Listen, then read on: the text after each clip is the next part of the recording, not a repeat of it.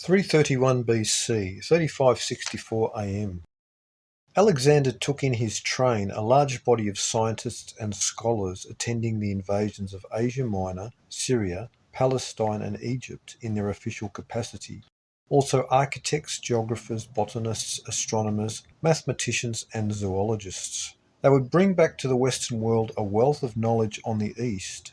It would be 2130 years before an operation in pursuit of knowledge was again conducted by a military expedition in 1798 AD by the French under Napoleon Bonaparte.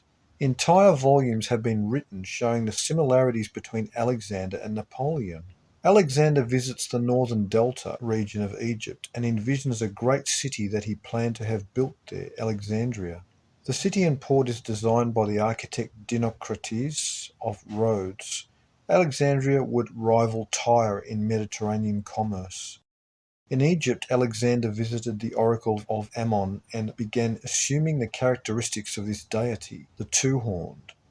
Even in the scriptures in the book of Daniel, the king of the west would be a two-horned goat that would subdue a two-horned ram, Medo-Persian Empire. Alexander orders the rebuilding of the Egyptian temples of Karnak and Luxor and then leaves Egypt.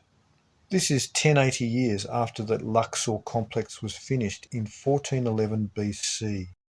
Alexander then marched toward Babylon by way of Tyre and was met with an immense Persian army under Darius III near the ruins of Nineveh at Arbela.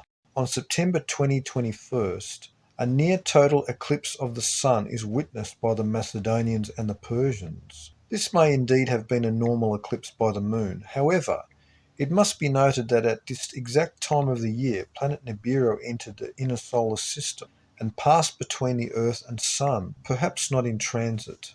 After 732 years outside the inner system below the ecliptic, if this sun darkening was not the moon, then what was witnessed was Nibiru passing in front of the sun.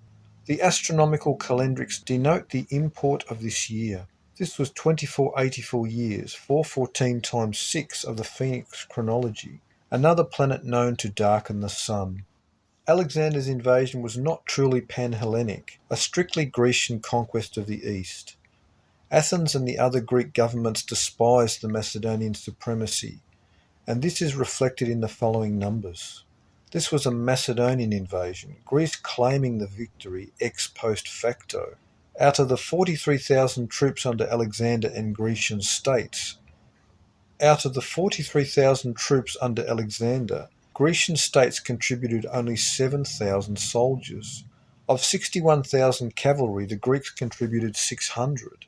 Of a navy of 161 ships aiding Alexander by sea, only 20 of those vessels were Athenian warships out of the 300 warships Athens retained. Additionally, Darius III had in his army 50,000 Ionian Greeks that initially fought against Alexander. Not merely was this a Macedonian conquest, but it was the 476th year from the founding of Macedon in 807 BC.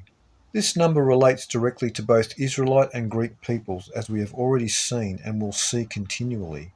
Darius III of Persia meets Alexander of Macedon in the Battle of Gaugamela with 34,000 cavalry against Alexander's 7,250 horsemen.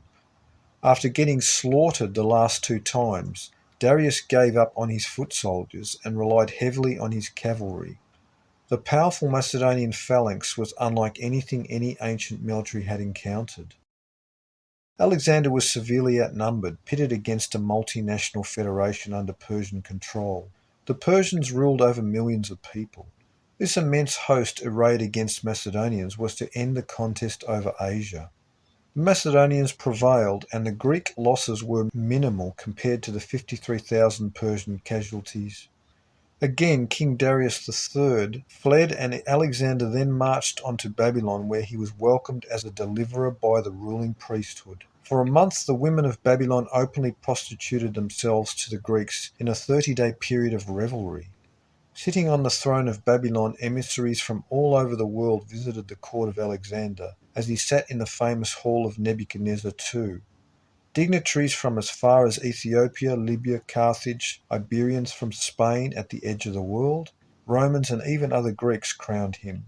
Among the visitors were Celts and Scythians from the north, already renowned as mighty warriors who were beginning to appear in the garrisons of several kingdoms as highly sought-out mercenaries.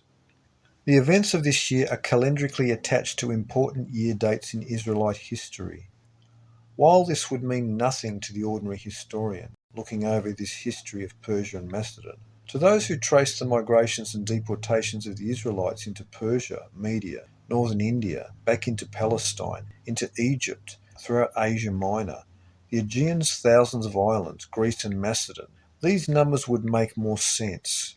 This was 1080 years after the Israelites conquered the giant kingdoms of Bashan and Argob, northern Israel and Syria, in 1411 BC.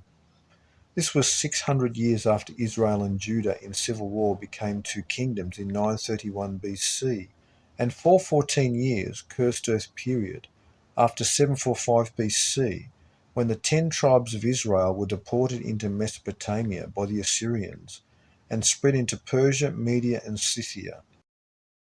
This was 276 years, 138 times 2, after Babylon conquered Egypt in 607 BC, and 148 years, 1776 months, after the Greeks defeated the Persians at Plataea in 479 BC. The Israelites figure prominently in this year's calendrics because many thousands of those in the armies of King Darius III were of Israelite descent, just as Macedon was founded by people descended from former Israelites. Alexander departed Babylon toward the end of the year and marched his forces toward the capital city of Persia called Persepolis. On his way there, his own host was overtaken by reinforcements from Macedon, 1,500 cavalry and 13,500 soldiers. In this year, Sidon's old mint made coins portraying Alexander as Hercules or Melkart, the Phoenician deity, or guardian of the city. Interestingly, this was the 144th year from the founding of the Sidonian Mint, founded in 475 BC. 1. Alexander of Macedon.